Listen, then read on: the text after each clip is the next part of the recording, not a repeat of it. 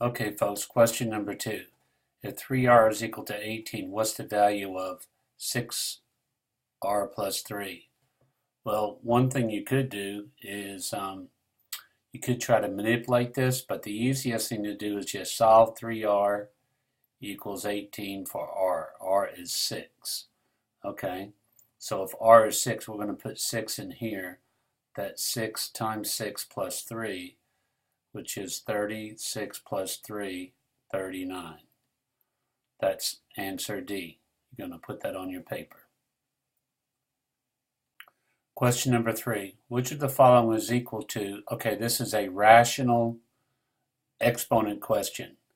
You want to change that to a radical.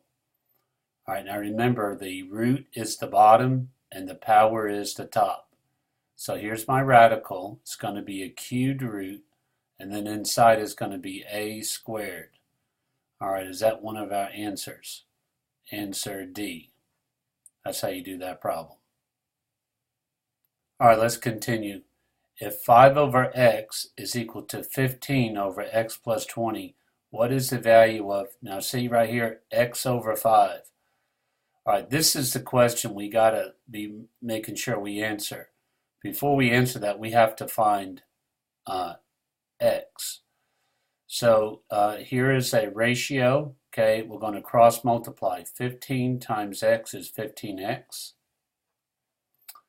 And x plus 20 times 5, or 5 times x plus 20. Okay, we're going to use the distributive property here of 5x plus 100. That's going to equal to 15x. Now what we're going to have to do is solve that for x. The easiest thing to do is take 5x from 15x. That's 10x. 10x is equal to 100. So x we know has got to be 10. Now you may want to pick this answer here, but you would be wrong. Remember, try to make sure you point to the question you're trying to answer. That way you'll remember to do that. So 10 over 5 is 2.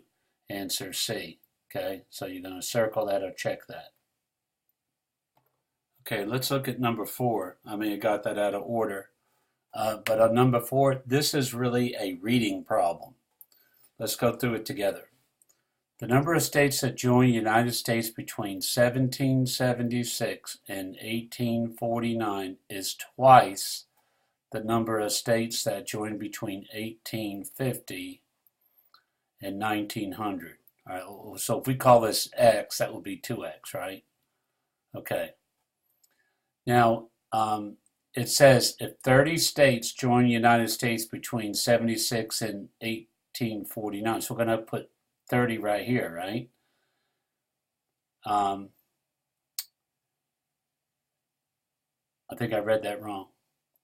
If 30 states joined the United States between 1776 and 1849, and X states joined between 1850 and 1900, okay, already got that. Which of the following equations is true? All right, let's see here. 2x right here has to equal 30. Okay, that makes sense. This doesn't make sense. X over 2 is 30. No, that doesn't make sense. X plus 30? No, that doesn't make sense either. So the key to this problem was keeping straight the 76 to 49 and 50 to 1900. And I did that by writing this down first before I read the second sentence, even though I did get a little confused in reading that myself. Hope that helps. Okay, look at number 6. It's a system of equation problem. If x comma y is a solution to the system of equations above, what's the value of x minus y? Now keep in mind, this is the goal. What is x minus y? All right, well what I'm going to do is I'm going to try to solve this for y right away. I could multiply this by 3. I could multiply this by -2. Let's do that and put it down here.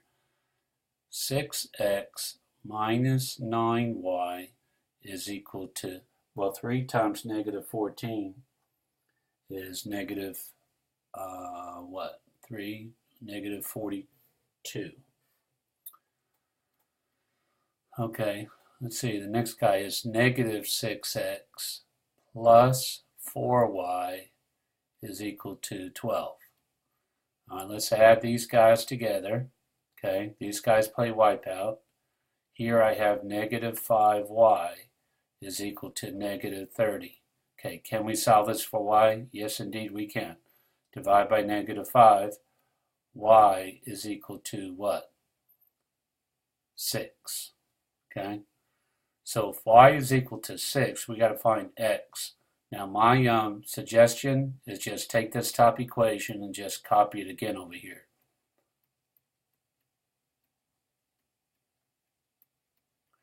And I would just throw 6 here. Sometimes it helps just to do that. So 2x minus 18 is equal to negative 14. Add 18. 2x is equal to 4. So x is what? 2. Now, what do we want to know? X minus y, which would be 2 minus 6, which is negative 4. Now look at your answers. Okay, right there. That's how you do that problem. Okay, let's look at this problem. Notice I have this table, and this is x, and this is f of x. Okay, the function f is defined by a polynomial. Some values of x and f of x are shown in the table. Which of the following must be a factor of f of x? Now remember when we talked about quadratics, if I had two factors, 2 would cause me to have a 0 and negative 1 would cause me to have a 0. Notice in this right entry here, the y is 0. Notice what the x value is. The x value is 4. So if I had 4 as a 0, the factor itself would be x minus 4. Now where is that? That's right here. That's how you do problem number 7. Okay, you may remember we did see this problem before. The line y equals kx plus 4, where k is a constant, is graphed on the xy plane. Like, here's the xy plane, there's a line graphed. If the line contains the point C, comma D, now remember, every point on the line satisfies the equation, okay?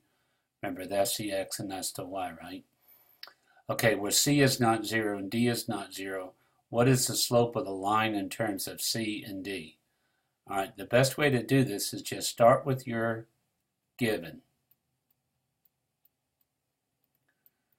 Okay, now, didn't it ask what the slope was? So the slope is k. Now, the question said, what is the slope of the line in terms of C and D? Well, guess what? C, comma D is on the line. So C is the x and D is the y. So now I just have D is equal to k times C plus 4. Can I solve that for k? We're going to move the 4 to the other side. That would be D minus 4. And then we're going to have kc by itself, but we got to divide by c. So we'll divide that by c. And that's what k should be in terms of those letters. And that is answer choice A right here. Yay. Question 8 done. Okay, question 9 is another system of equations problem. The question says, in the system of equations above, k is a constant and x and y are variables. For what value of k will a system of equations have no solution? Now let's review this idea of no solution on the coordinate plane. Okay, two lines have no solution if they don't touch. Okay, now when that happens,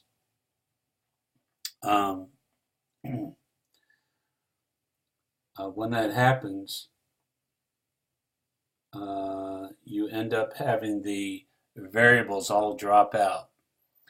So let's set it up so that the y's drop out. If If I multiply that by 5, notice what I get. 5kx minus 15y is equal to 20. Okay, now, in order for me to drop out the y's, I'm going to have to multiply this by a -3. So multiply everybody by -3. Minus 12x plus 15y is equal to -21. All right, when I add these together, okay, this is what I'm looking for. I'm looking for 0 equals some number, and that's never true. That's no solution. Well, notice the y's go away, which is what I wanted. Notice 20 and -21 is a -1. Now what I have to do is I have to have these x's drop out, which means this coefficient has to be positive 12. So 5k is equal to 12. So what is k? K is equal to 12 over 5. I think that's the easiest way to do this problem. Again, that's 9. Answer A. Okay, let's look at question number 10. In the xy plane, the parabola with the equation blah intersects a line with the equation y equals 25 at 2 points A and B. What's the length of AB? Okay, well let's just kind of sketch this here. Here I have this pretty messed up line, y-axis here. Here's my x-axis, and I've got this parabola, right? Okay, so let's see. I'm going to use a different color. Here's this parabola.